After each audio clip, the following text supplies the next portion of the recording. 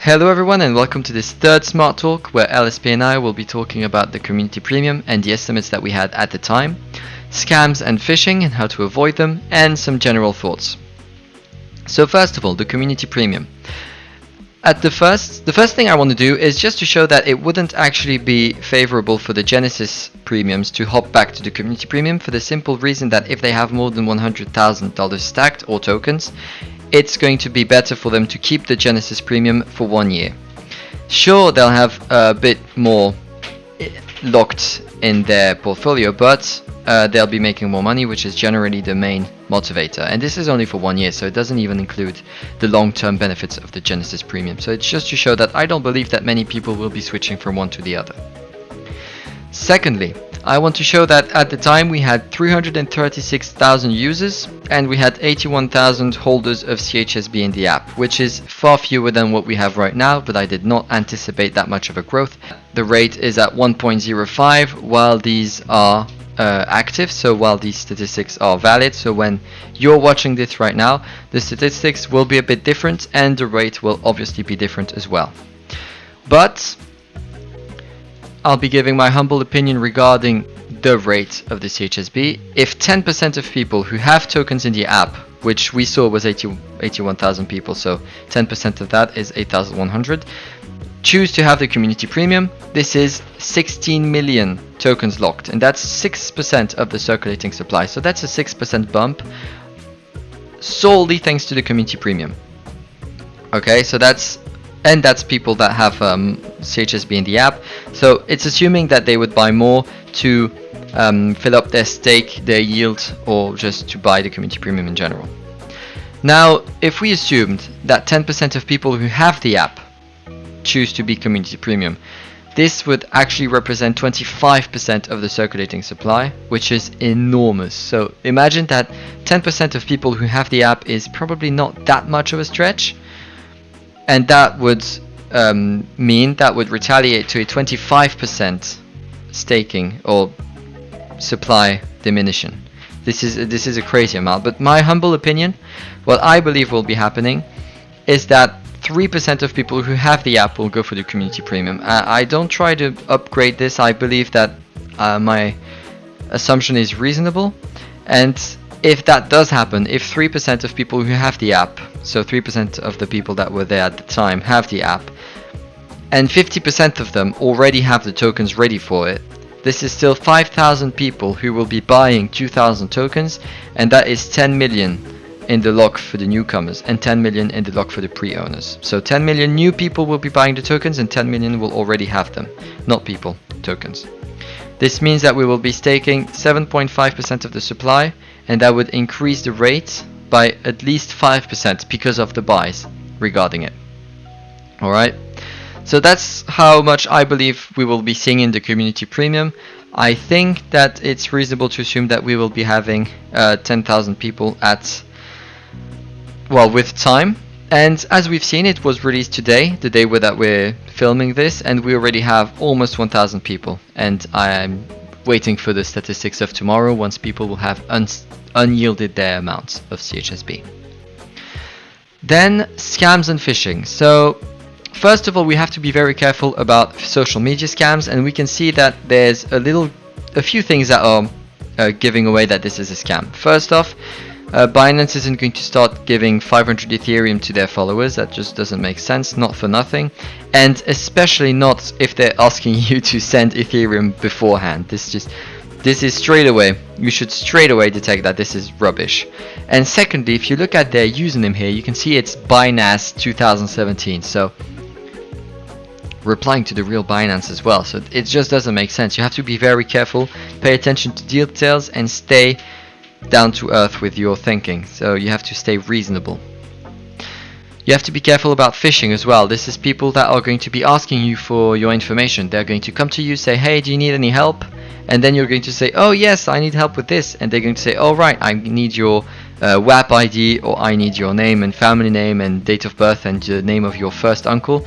And this is when you should see that it's not someone who's there to help you. It's just someone who's there to take your portfolio and run away with your crypto. And then Ponzi schemes. So when someone that you haven't talked to in 10 years comes to you and says, hey, I found this new job where if I recruit 10 people to buy this soap and then they sell the soap, they'll be getting an extra money. And no, this is a Ponzi scheme. You don't want to be part of that. This is, you can research this. It's very interesting how they work, but you'll always lose with this. No way that you're winning with a Ponzi scheme. Only the people at the top do, and this is never your friend who just got in it a couple of weeks ago who comes to talk to you. And here we go. Now some general thoughts by LSP. Hi guys, so we're going to be discussing what you see in front of you here, and obviously at the time of this recording there's been many smart talks done, so for those that are new to this, Ben brings the topics and I talk about CHSB and whatnot, and some general ideas about investing and trading.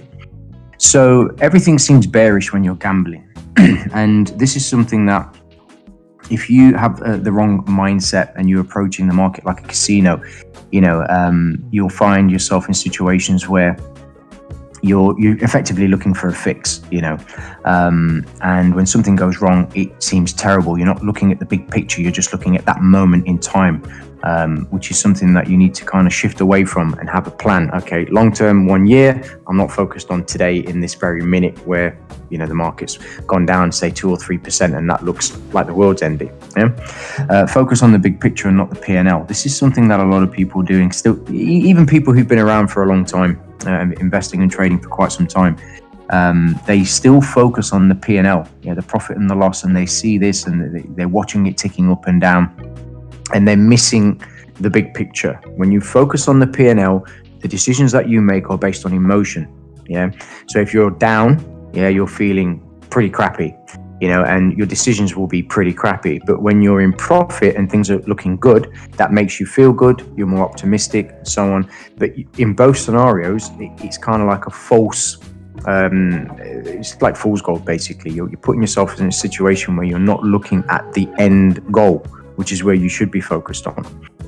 Many investors means many viewpoints. This is something that I think everybody is guilty of, where we go scouring around on the internet, on YouTube, on forums, Discord chats, whatever the case may be, to find as many viewpoints as we can that agree with our own.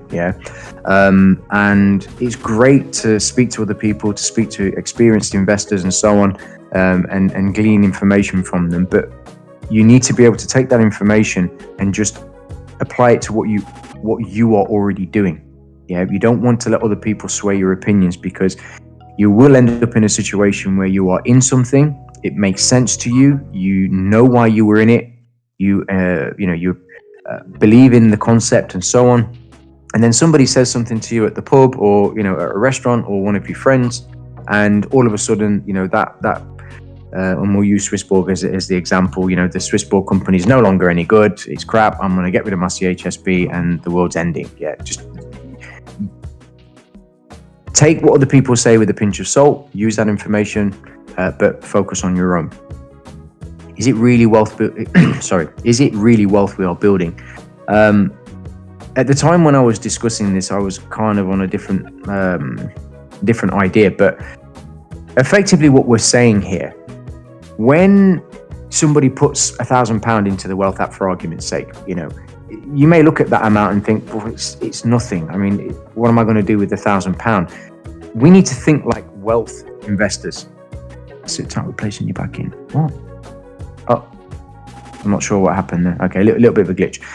We need to make sure that we're looking at this from the right perspective. Just because it's a small amount of money, that doesn't mean you're not building wealth. If you put £1 in a jar at day one, and then 100 days later you've got £100, you're building on something, and that's the idea of wealth. You're building wealth, even if you're starting with a small amount of money. We branch that out, and we start to look at lots of different things, but in the end we start with something small, and the idea is to build on that. And then simple works as long as you are out of the way. This, in my opinion, is probably the most important out of everything that I've discussed so far. Simplicity in investing and trading will make you so much more money, if you keep yourself out of the equation. And this is where having an investment plan with specific rules, ideas that you know are concrete and that you just follow to a letter, yeah, and don't deviate from that. Because what generally tends to happen is people who are new to the crypto space, and or even trading or investing in general, regardless of whatever that is, get pulled in lots of different directions, and they break something that's working very, very well. So for example, price is going up, it looks good, then it starts to pull back. That's healthy, that's normal, okay?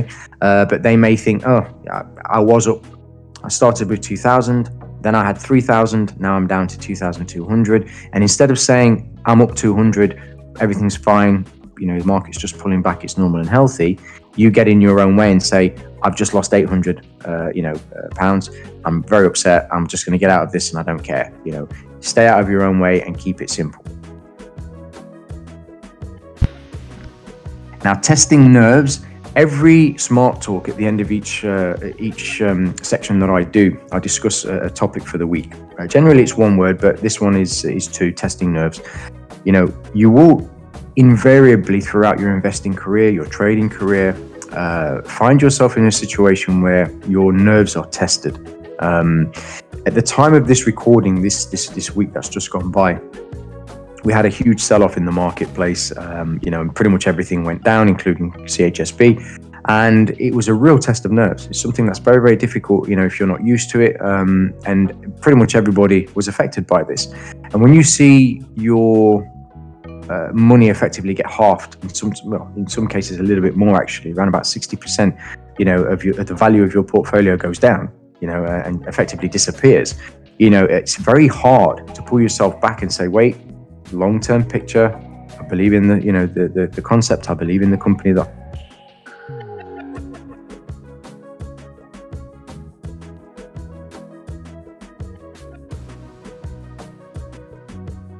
when your nerves are being tested, you make silly mistakes, you end up getting out of something that you should never have even touched in the first place, or you end up getting out of something that you're in and is solid, there's nothing wrong with it. And what we found, again at the time of this recording, is that the markets have rebounded nicely, everything's settled, we're back to the mean, so keep your nerves in check. So when you see your investment getting cut in half or 60% in some cases, which is what we saw this last week at the time of this recording, it's very testing on your nerves. It's very hard, to rein in your emotions and to keep yourself in check and say, okay, I'm just going to let things ride out. Everything's fine. I believe in the investment that I'm in. This is normal, effectively normal market behavior, and you have to be prepared for this, because if you can't keep your nerves in check, you end up making silly decisions, pulling your money out of something at a loss of all things, to only see it go back up to the mean, which is where we currently are again at the time of this recording. And you end up in a much worse situation than you were in the first place. You had X amount of money, it's just been effectively halved. You've sold at that half, so you've lost half of your investment portfolio. Your nerves are all over the place, your emotions are skyrocketed, you're angry, you're frustrated, and these are things that we have to learn to keep in check. And it all starts with understanding the market is going to do this to you all the time. Throughout your investment career or your investment life, it's going to do this to you. When you're building wealth, the market will test your nerves in every facet. Okay, so keeping it in check is very, very important. And this is the recap of the Smart Talk number 3. We hope that you enjoyed it, and as you might have noticed, we did not do the CHSB analysis, which is only happening on the lives every Thursday at 7:30 CET. So we wish to see you there, and see you next time. Cheers.